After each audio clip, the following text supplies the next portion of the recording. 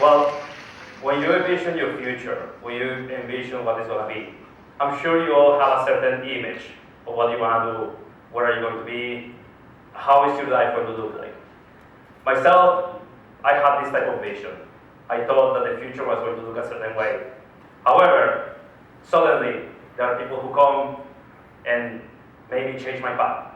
They influence me, and they made me take decisions that changed my life forever. So today, I'm going to talk about the people that changed my life. Three key people that I hold very close to my heart, who are very important for me whenever they were in my life. So, the first thing I want to talk is about the inspiration from people. That's my hometown, Guanajuato. It's a beautiful place where I spent most of my childhood. And back when I was at this place, this was my world. I never looked at anything outside of Guanajuato or outside of Querétaro. My vision when I was in Querétaro was about working in Querétaro, settling down there, maybe working for one of these companies that people want to work there. Consumer goods, one starts with a P, ends with a G, and one starts with a K. I'm sure you all know what I'm talking about. But there was a person, her name was Romy, and it's a person that I met on my tax class in the Tec de Monterrey, Campus Querétaro. And we dated for a little bit. She was an American citizen because she was born in the United States of America. She was always talking about how great the United States is, how great the opportunities are there, how beautiful it is, how the water turns into wine in the US. Well, almost. But it was a great place to be. And for me, I was looking at the people who were graduating from my university back in the day. That was third year of university. I was very concerned about the future. I was looking at all the graduates. Some of them were struggling. They didn't have very good jobs. They had a tough start. They didn't have the greatest work-life balance. And I just saw that the economy in Mexico was not great. And I was consistently being fed with these stories from the United States that I was thinking, I want to go to the States too. But she was asking me, are you going to visit me in the United States? And I was like, I can't. I am not American, so I cannot really live there. And she said, everything's possible. And those words are still with me up to this day. I was 22 back then, and I asked a lot of people who I thought they would have the answer. I asked my teachers. I asked people who were in the United States before. I asked the dean of my university, the manager of the accounting and finance degree. I asked them, bluntly, how can I go to the United States and work there? And most of them they just thought I was crazy, because I had no experience. I had nothing. And they say, just focus on getting an internship here. Just change your priorities. You're crazy. That was the message. And so I kept on researching. I kept on finding a way. And I also was trying to improve my English, because my English was not so great. I remember when I was in school, my mom tried to put me in English classes, but I was also in martial arts, and I thought martial arts were more important because I was never going to go to England. So I had to improve my English. And after a few months of much research, I landed a leadership position for temporary contract in New York. That's me, in New York. And with a well-known company. And I was there for about a year and a half. Great place to be. First time ever I was abroad, outside of Mexico. It really opened my eyes. This is a church in Querétaro where I went and I prayed. And we went together there, Romy and me. And I was like, no, I'm not religious, but I pray that someday I'll be able to live outside of Mexico. That's how I got there. After some time in the United States, I realized that it was very hard to settle down permanently in the United States. And I realized that my time in the United States was going to be up. And with my limited experience, it was very hard for me to settle there or to have a sponsorship. So what I did, I started learning French.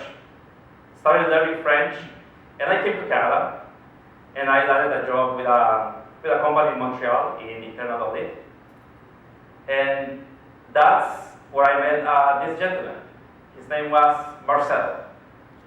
He was a co-worker of mine. And now, in internal audit, we travel a lot, all over the world. Probably 70% traveling. Obviously, when you travel in business with a company, you get everything paid for. So we were eating like dinosaurs. We were eating at the cake every day. We were eating like 2 ice cream, 2 steaks every day. And it was great. It was a great way of life, but it was not sustainable. For me, I didn't make any exercise. He exercised a lot. This guy, he's really strong. He's the very, very, very fit person and loves going to the gym. Whenever we were booking a hotel, the first question he asked is, does the hotel have a gym? No? Okay, we don't want this. So he inspired me to have a healthy lifestyle. He inspired me to go to the gym. He inspired me to start making good life choices. I didn't realize I was gaining weight until I saw the pictures of before starting the job and after. He told me that going to the gym, eating healthy, is better to hear it from him than from a doctor when it's too late. And this is how I got inspired to start exercising. Now, Marcel and me, we no longer work together. He doesn't live in Canada anymore. But I still exercise, and I still remember him, and I remember what he inspired me to do. I go to the gym every day, and I don't eat junk food, just like I did when I was with this company. This is actually not junk food. This was a banquet in China. It was delicious. Just saying.